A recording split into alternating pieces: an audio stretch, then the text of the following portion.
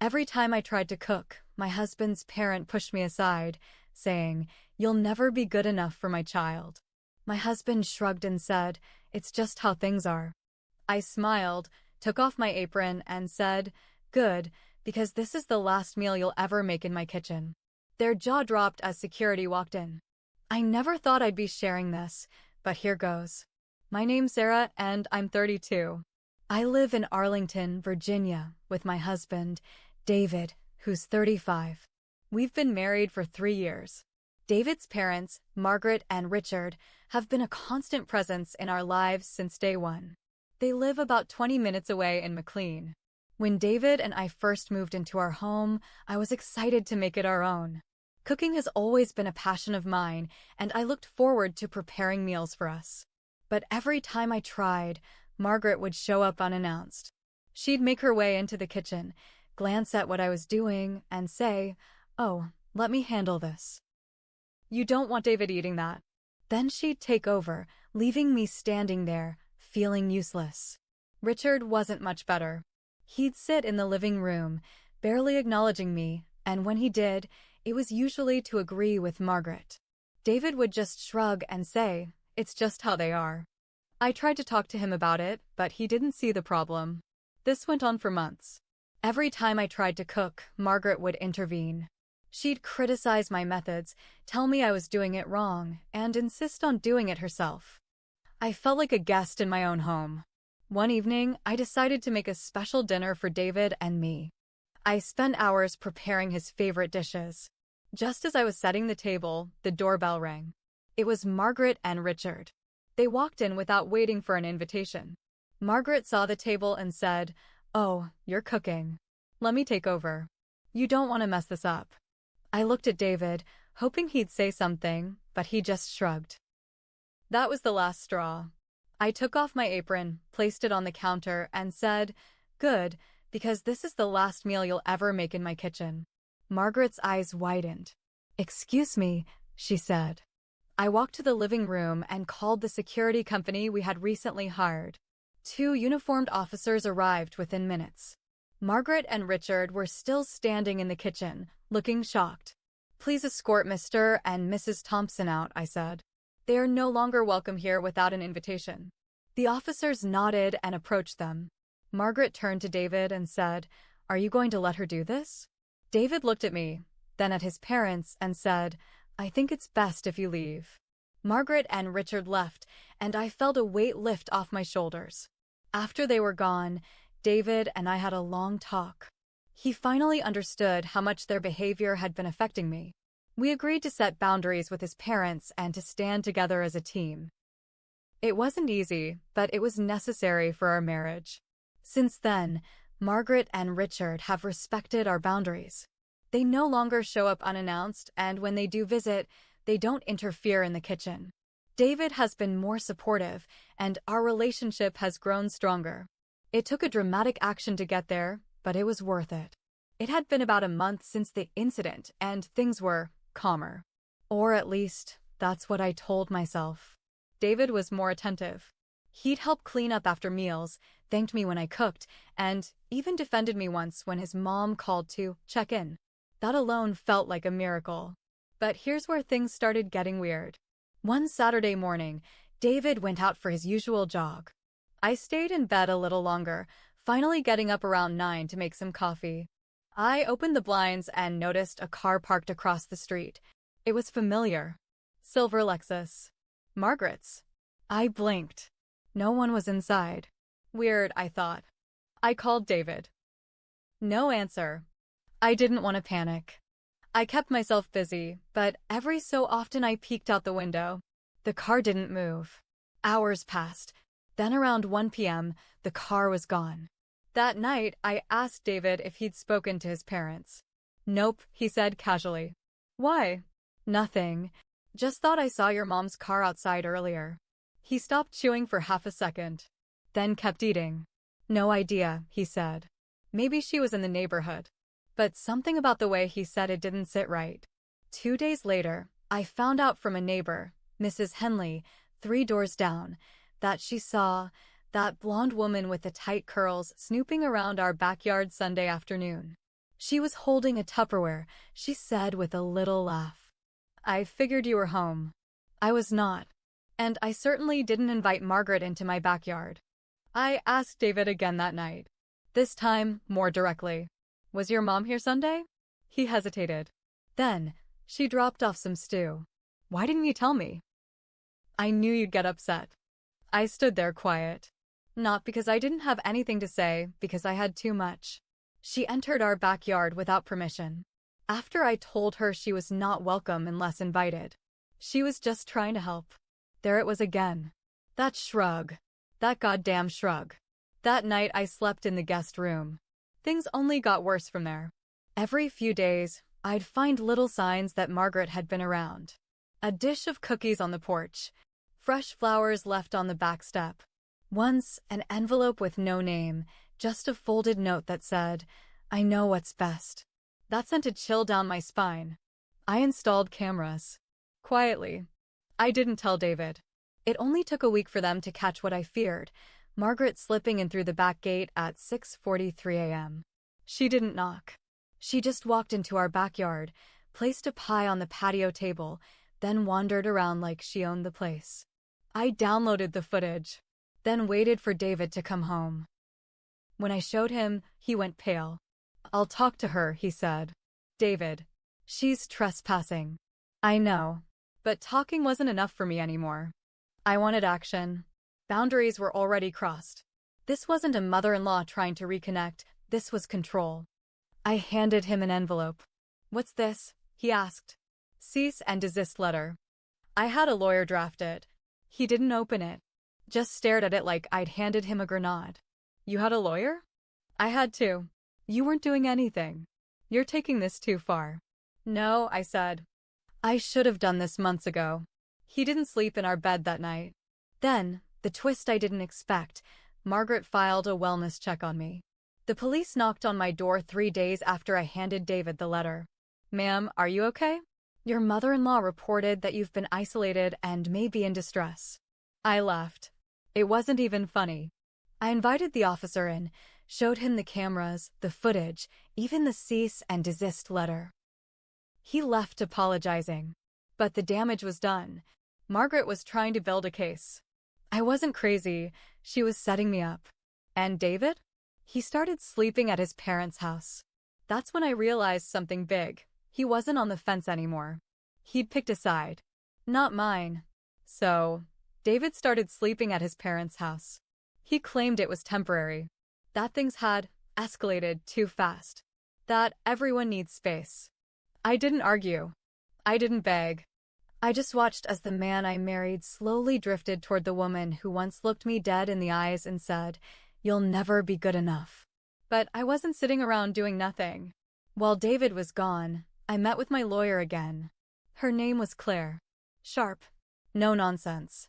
She looked at the wellness check report, the security footage, the voicemail Margaret had left 2 days earlier where she said, and I quote, "You don't belong in that house. I'll make sure everyone sees it." Claire raised her eyebrows and said, "Do you have a prenup?" I didn't. But David and I bought the house together. And I had receipts. Mortgage payments in my name. Utility bills. Renovation invoices. My money went into everything. Then she asked, "Did he ever change the locks on you?" "No," I said. "Good. If he tries, call me first. And keep those cameras running." It was around this time something odd happened. I came home from work one night and the air smelled sweet. Like perfume. Not mine. I checked the bedroom. Closet slightly ajar. My underwear drawer? Open. That feeling, that tight gut twist, hit me fast. I opened my jewelry box. Nothing was missing, but everything was moved. I checked the camera feed. No footage. Somehow, the system had been powered off. It had been working that morning. I checked the outside unit. The wire had been cleanly clipped. Someone had come in and they knew what they were doing. I called Claire. She didn't sound surprised. Change the locks. No. I did. And then I filed a police report. 2 days later, David showed up out of nowhere. No warning. Just walked through the front door like nothing happened. I'd forgotten to activate the new locks. That was my mistake. He was calm, almost smug. Hey, he said, like he didn't abandon me. I stared at him. Why are you here? I came to pick up a few things. Mom told me you filed a police report. Really? I kept my tone steady. Yes, because someone came into the house. The cameras were cut. And I didn't invite anyone. He leaned against the counter. You think she did that? I said nothing. He smirked. You're paranoid. Then I said it. The thing that had been bubbling under the surface for weeks. Did you give her a key, David? He paused. Just long enough. Maybe once. A long time ago. In case of emergencies. She cut the cameras. He shook his head. You can't prove that. Then he picked up his gym bag and left. No apology. No concern. Just left. That night, I changed the locks again. Paid extra for an access log system. Every entry recorded, every door code unique. No keys this time. Just digital. Then the next bomb dropped. Claire called. Sarah. David filed a petition for temporary occupancy. I blinked. What? He wants to move back in, citing that the house is mutual marital property and he was unlawfully removed. I sat down. My heart was pounding. He's trying to force his way back in? Yes, and he has legal grounds to try. But she paused. You have something stronger. What? The footage. The police report. The wellness check. The lawyer notes. The pattern of harassment. We're going to flip this on them. And that's when I learned what protective occupancy meant. Claire filed an emergency petition claiming I was being harassed and intimidated by David's family, and that David had enabled it, making the house unsafe. She backed it with evidence, dates, timestamps. 3 days later, a judge signed the order. David was legally barred from returning to the property, temporarily. Margaret? Her name was on the no trespass order. I expected quiet. I was wrong. The next morning, my car tires were slashed. All 4. There were no cameras facing the street. That was on me. But something was tucked under my windshield. A single napkin. Lipstick kiss mark. Smelled like that same perfume. No words, just the kiss. And I swear to God, it matched the same color Margaret wore the night she ruined my first Thanksgiving dinner. The cops took another report. And now? Now I sleep with pepper spray on my nightstand. I don't know what Margaret and David are planning next. But something's coming. I can feel it. After the tires were slashed, I started keeping a notebook. I wrote everything down. Dates, times, anything suspicious. I became my own detective. I wasn't just documenting things for the cops or my lawyer anymore. I needed it for me, proof that I wasn't crazy. Margaret stopped leaving gifts. No more notes. No more lipstick kisses. But she wasn't gone. I knew it. Sometimes I'd hear her voice late at night, just outside the window. Low. Muttering. Once, I turned on the porch light and found a scarf of hers tied to the railing. Like she was marking territory. David, meanwhile, went quiet. No calls. No texts. I knew it was on purpose. Claire called me one morning and said he filed for divorce. I didn't cry. She kept talking, explaining the terms, what we could do, what we couldn't, but my ears started ringing. He was really doing it. He was trying to erase me. The man who stood next to me and promised forever had joined his mother in trying to take me down. And now he wanted to start over. Probably with Margaret sitting on his shoulder like some evil puppet master. But here's the thing, I was ready. I'd already moved the money from our joint account into a separate one when he stopped sleeping at the house. Legal. Documented. Half of it was mine. I filed a counterpetition with Claire's help, claiming emotional abuse and harassment by proxy. The paper trail was strong.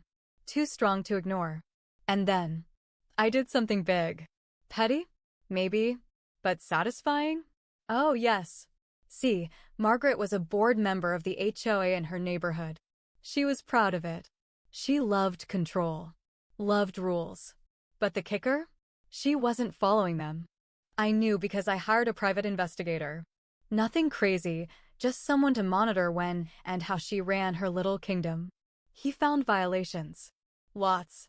Turns out Margaret had built an unapproved patio extension. Illegal. She also had an unlicensed Airbnb running out of their guest house, something she swore publicly she would never allow in her neighborhood. I submitted an anonymous report to the city, with pictures. The HOA investigated. Fines were issued. The board voted. Margaret was removed from her position.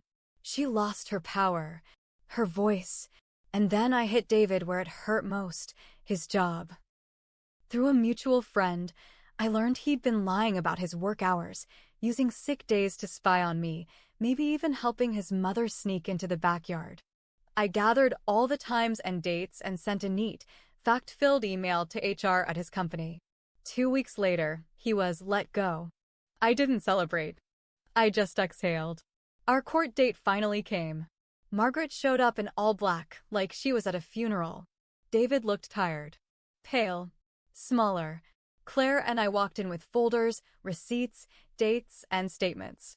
We laid out everything. The judge listened, asked questions, then dropped the hammer. I was granted sole ownership of the house. Margaret was issued a permanent restraining order. David walked away with a small settlement and a warning from the court to take accountability for the role you played in enabling the events described here. He didn't look at me as we left. And honestly, I didn't care. 3 months later, the divorce was final. I repainted the kitchen, replaced the stove. Throughout the apron I wore the night Margaret told me I'd never be good enough. Sometimes I catch myself staring out the window, remembering how low I sank, how scared I was, how much I let slide. I made mistakes too. I stayed silent too long. I waited for someone else to defend me when I should have defended myself from day one. But I learned. And I fought. And in the end, I got the one thing they swore I'd never have: peace.